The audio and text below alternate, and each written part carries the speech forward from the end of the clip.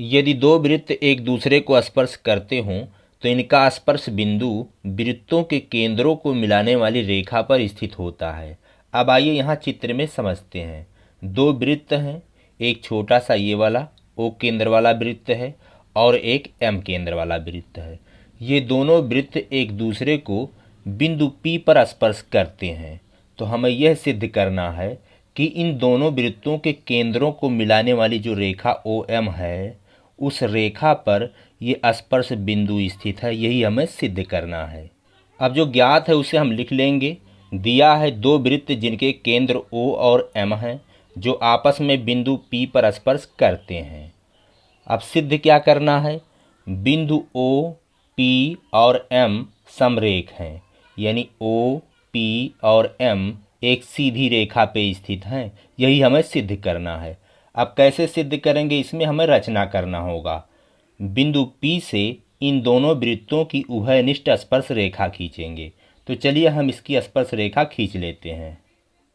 यहाँ पे रचना कर लिया गया है। बिंदु P से एक उभयनिष्ठ स्पर्श रेखा AB खींचा गया है। ये दोनों वृत्तों के लिए स्पर्श रेखा है। हमने यहाँ पे लिख लिया, बिंदु P से दोनों वृत्तों की उभयनिष्ठ स्पर्श रेखा खींचते हैं।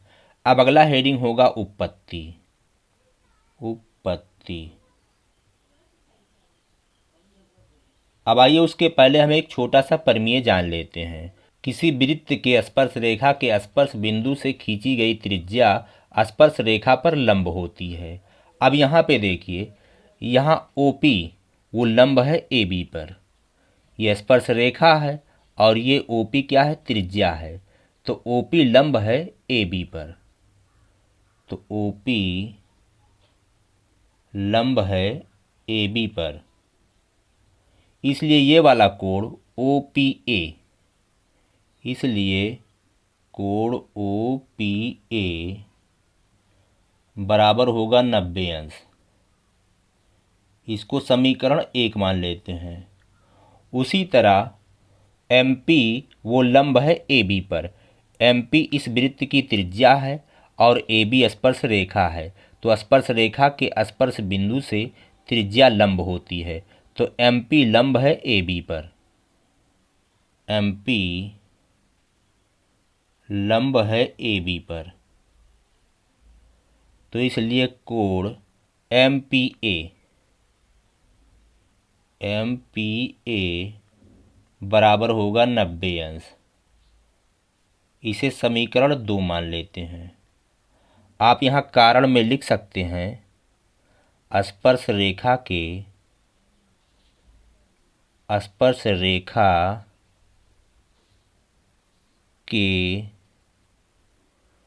स्पर्श बिंदु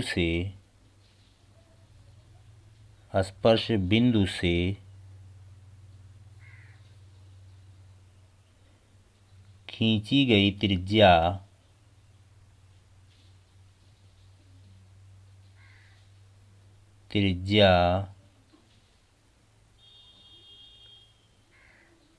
स्पर्श रेखा पर लंब होती है। स्पर्श रेखा पर लंब होती है। लंब होती है। तो आप इतना बात लिख सकते हैं कि OP लंब AB क्यों है या MP लंब AB क्यों है। अब आइए समीकरण 1 और 2 को जोड़ते हैं। समीकरण 1 प्लस समीकरण 2।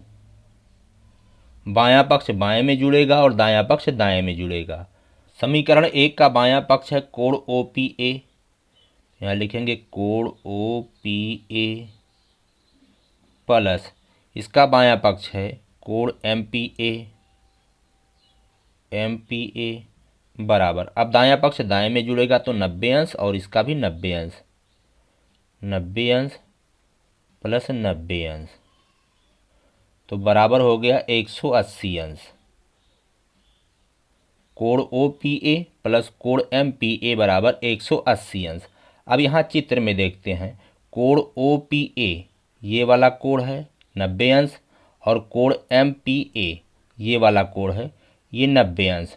तो दो संलग्न कोण अगर मिल करके 180 अंश हो जाते हैं तो उसे रैखिक युग्म कहते हैं। और इसका मतलब ये होता है कि ये जो लाइन है वो एक सीधी लाइन है। तो हम यहाँ पे लिखेंगे जो रैखिक युग्म है, जो रैखिक युग्म है, रैखिक युग्म है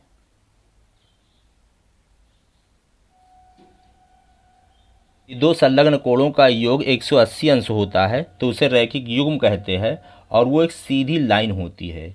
तो हम यहाँ पे लिख सकते हैं अतः,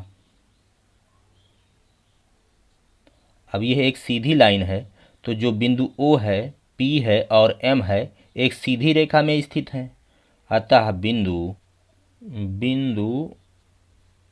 O, P और M एक सीधी रेखा में हैं या लिख सकते हैं समरेख हैं, समरेख हैं। और हमें यही सिद्ध करना था, ये जो वृत्तों का स्पर्श बिंदु P है वृत्तों के केंद्रों को मिलाने वाली रेखा पे स्थित है।